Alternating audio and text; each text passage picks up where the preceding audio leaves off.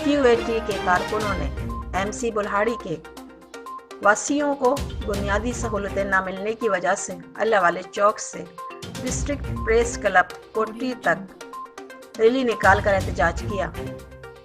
एहतजाज करते हुए शब्बीर सांद ने मुतालबा किया कि करप्शन ख़त्म करो, महंगाई ख़त्म करो और MC बुल्हाड़ी के रवासियों को बुनियादी सहूलतें दी जाए।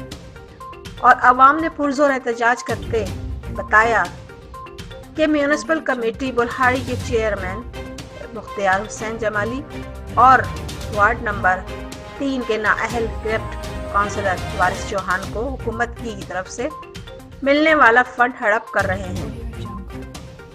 अवाम ने कहा कि हम चीफ जस्टिस ऑफ पाकिस्तान और हुकूमत सिंध से मुतालबा करते हैं कि इस करप्शन के खिलाफ कार्रवाई करके अवाम का लूटा हुआ पैसा वापस किया जाए और MC बुल्हाड़ी के रवासियों को बुनियादी सहूलतें दी जाएं और हमारे मुतालबे पूरे किए जाएं। Bureau report Mir Zakir Baloch, nation news, Jamshoro.